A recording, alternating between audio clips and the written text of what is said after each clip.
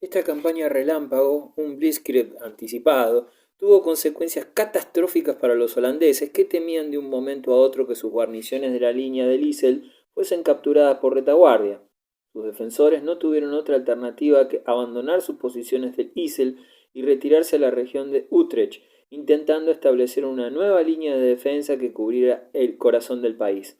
La provincia de Holanda, con sus importantes ciudades de La Haya y Ámsterdam, la retirada militar trajo aparejado el derrumbamiento del frente interior. El ejército había perdido su moral y el pánico reinaba entre los oficiales, por lo que no era de extrañar que cundiera entre la población civil.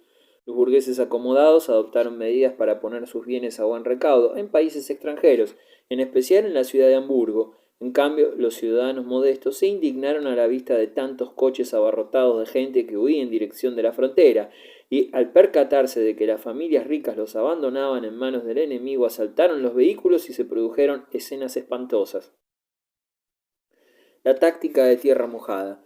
La situación no cesaba de empeorar de día en día. La plaza de Utrecht ofrecía enorme interés estratégico para el ejército neerlandés y, sin embargo, cuando el príncipe Guillermo llegó cerca de la ciudad de regreso de la línea de Iser, la población de Utrecht cerró sus puertas a los soldados. De nada servía combatir, alegaban sus residentes, ante un ejército francés invencible. En consecuencia, era mejor deponer las armas y tratar de llegar a un acuerdo con el enemigo. De este modo, Utrecht, nudo vital de las comunicaciones neerlandesas, capituló sin luchar. Orgullosísimo de sus victorias, el rey Sol consideraba que la rendición de todo el país era solo cuestión de poco tiempo. Sin embargo, Luis XIV se equivocaba. Utrecht señaló el punto final de sus victorias en los Países Bajos, porque sus tropas no avanzarían un paso más. El rey de Francia cometió un grave error estratégico. Desde la caída de las líneas fortificadas del Rin y del Issel, el general Turena había recomendado un ataque audaz a la misma capital del país, Ámsterdam. De haber seguido el rey Luis XIV aquel consejo, la suerte de Holanda hubiera quedado decidida probablemente muy pronto, pero prefirió la opinión de Louis. Como siempre, el ministro de Guerra se complacía en contradecir a Turena. Afirmó que era preciso adueñarse previamente de todas las plazas fuertes que aún quedaban en pie en las provincias septentrionales de Overijssel y Groninga. Luis dio oídos a las razones de Louis. El ejército francés empleó semanas enteras en sitiar las diversas fortalezas del país y, aunque obtuvo resultados positivos, perdió mientras tanto una oportunidad que jamás volvería a presentarse. Los holandeses lograron rehacerse y aplicar una táctica ya empleada con anterioridad en 1574, con ocasión del sitio de Leiden, por las tropas españolas, la estrategia de la inundación. Se destruyeron los diques a lo largo de los ríos y canales, transformando así los polders o tierras ganadas al océano en un enorme mar interior. No era una táctica desesperada. Los holandeses pusieron especial cuidado en no dejar penetrar desordenadamente el agua del mar por la región ni arruinar las tierras cultivables. Practicaron oberturas en los diques según un plan en extremo minucioso para no inundar más que la campiña, dejando a salvo sus ciudades fortificadas. La provincia de Holanda se vio protegida así por una inundación que se extendía desde el Zuiderzee al norte hasta el Mosa al sur. Negociaciones y forcejeos diplomáticos. En verano de 1672, Luis XIV no podía imaginar lo que significaría para él tan original sistema de defensa holandés, si bien en realidad los holandeses tampoco esperaban tanto éxito. Desalentados, eran cada vez más numerosos los partidarios de la capitulación, a tal punto que a fines de junio la República envió embajadores al cuartel general de Luis XIV para iniciar negociaciones de paz. Las condiciones por las que el rey Sol se dignaba concedérsela eran absolutamente inaceptables. La República debía ceder las provincias ya ocupadas por Francia y aquellas que los franceses conquistaran en un futuro próximo, además de pagar todos los gastos de la campaña de Luis XIV en tierras neerlandesas. La República presentó la contrapropuesta siguiente. Luis XIV recibiría todos los territorios llamados de la Generalidad, es decir, los territorios conquistados por las Provincias Unidas, en especial Brabante y Limburgo. Louis respondió a ello con sarcasmo. Entonces los holandeses se dieron aún más en sus condiciones. Se manifestaron dispuestos a entregar la totalidad de los territorios de los Estados Generales y a pagar 10 millones de libras como indemnización de guerra. Luis XIV exigía más todavía. Quería anexionarse la mayor parte de las provincias de Overijssel y de Groninga y recibir 24 millones de libras en concepto de daños y perjuicios. Además, Holanda perdería la facultad de imponer derechos aduaneros sobre las mercancías francesas. Por último, los neerlandeses deberían enviar cada año una diputación a la corte francesa con el obsequio de una medalla de oro, con una inscripción elogiando a Luis XIV por la extraordinaria magnanimidad de que había dado pruebas a no despojar a la República de todas sus provincias. Esta vez los holandeses no quisieron ni oír hablar de paz. Además, ciertos acontecimientos habían cambiado por completo la situación interna del país. La revolución de los Orange. La oposición no solo atacó en especial a De Witt, a quien se acusaba abiertamente de haberse vendido a los franceses, sino que también arremetió contra todo el sistema político en vigor. Las masas reclamaban el retorno de los Orange al poder. «Solo ellos pueden salvarnos», exclamaban, deseo popular que se realizaría entre finales de junio y principios de julio de 1672. El movimiento se inició en Dordrecht el 29 de junio. La población de la ciudad proclamó Estatúder a Guillermo y se negó a obedecer al Edicto Eterno. Pocos días después, Ámsterdam seguía el ejemplo. Desde entonces, los demás estados se adhirieron uno tras otro al mismo. Por doquier las multitudes aclamaron la bandera de los Orange, tanto tiempo prohibida. Una de las primeras medidas adoptadas por el joven príncipe fue romper las negociaciones con Francia. Preferiría que me cortaran en pedazos antes que consentir semejante paz. Guillermo inició desde aquel momento una guerra contra Luis XIV que duraría toda su vida. Fue en aquellos instantes cuando sacudió a Holanda un viento de tragedia que desencadenó uno de los episodios más deplorables de la historia. Asesinato de los hermanos de Witt.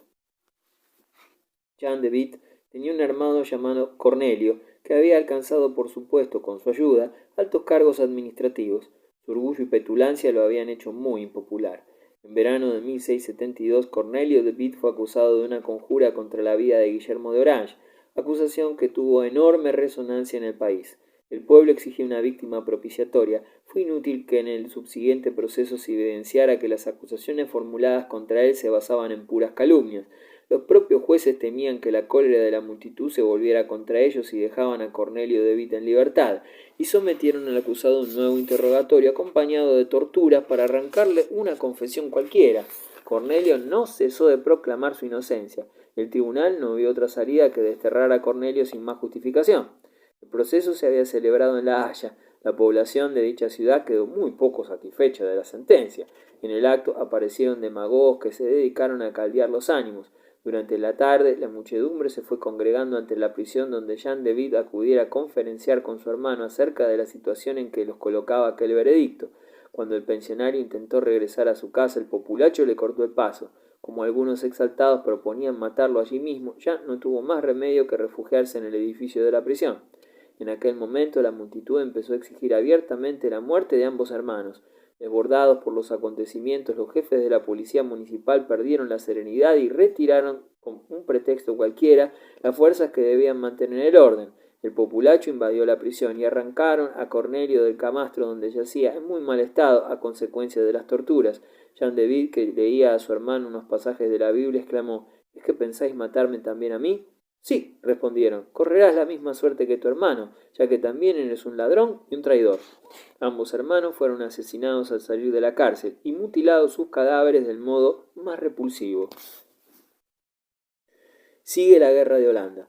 La política ambiciosa de Luis XIV se expresó mejor que nunca y con el mayor cinismo en su ofensiva contra las Provincias Unidas.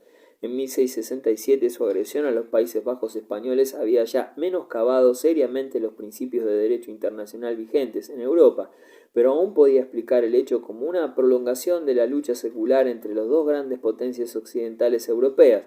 Además, en aquel caso, el monarca francés había hecho cuanto podía para disfrazar sus exigencias con cierta base jurídica. Por débil que fuera esta justificación, los optimistas veían en ella al menos algo bueno, que difícilmente podría invocarse por segunda vez.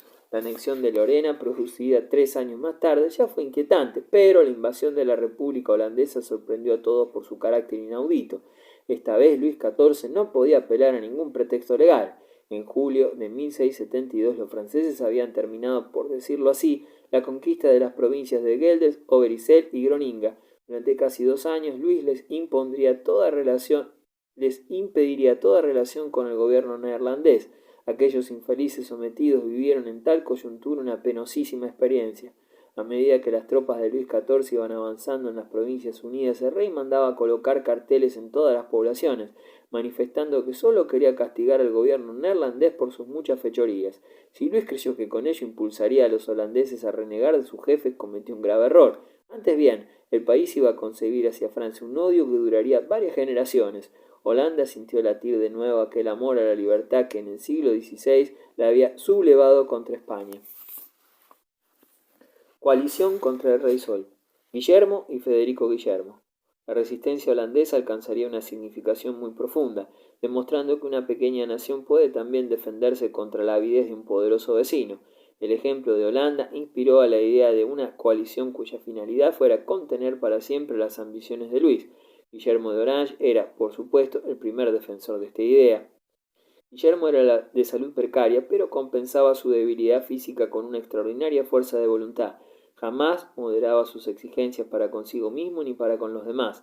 Desde que tuvo 21 años cumplió su tarea de jefe de Estado con notable seguridad. Sin embargo, aún le quedaba bastante que aprender en diplomacia y en el arte de la guerra. Además de Luis XIV y de Guillermo de Orange, desempeñaba un tercer papel en la escena política europea el príncipe elector Federico Guillermo de Brandenburgo. Su personalidad relegaba a la sombra a la mayoría de sus colegas europeos por su prestancia de gran señor. Aunque bastante propenso a la cólera, Federico Guillermo era un político extraordinariamente sagaz que sabía muy bien llegar a donde se proponía. Se había propuesto hacer un gran país de su pequeño Brandenburgo. El curso de su política sufriría ciertas acomodaciones, lo que no significaba en absoluto que Federico Guillermo no sintiera respeto por los principios de derecho internacional. Como activo protestante, consideraba un deber imperioso la protección de sus correligionarios en los demás países. Cuando Luis XIV declaró la guerra a la República Holandesa, estaba vigente entre él y el príncipe elector de Brandenburgo un tratado militar. De hecho, a Federico Guillermo este acuerdo no le interesaba mucho, ya que en su calidad de príncipe alemán le convenía oponerse a la expansión francesa, pues no dudaba que ésta perjudicaría al imperio si consumaba la conquista de Holanda. Además, Federico Guillermo se había casado con una princesa de la casa de Orange, la hija del estatúder Federico Enrique. En mayo de 1672, Federico Guillermo concertó un tratado con las Provincias Unidas, prometiendo a cambio de ciertas ventajas ayudar a los holandeses con un ejército de 20.000 hombres. El príncipe elector nunca se había arriesgado tanto en política internacional, pero el riesgo resultó beneficioso para él. Enérgicamente apoyado por el barón de Lisola, Federico Guillermo consiguió en junio de 1672 convencer al emperador Leopoldo de que firmara un tratado para la defensa general de Alemania. Una vez más, el general Turena salvó la situación en Francia. En otoño de 1672 cruzó el Rin y gracias a una serie de brillantes operaciones consiguió evitar toda colaboración eficaz entre las tropas imperiales y las de Brandenburgo.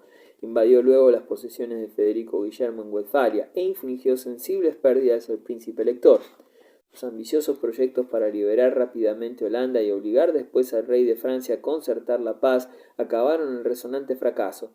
No fue el rey Sol quien hubo de solicitar un armisticio, sino el propio príncipe brandenburgués. Luis XIV, dispuesto a negociar, firmó en junio de 1673 una paz por separado con Federico Guillermo.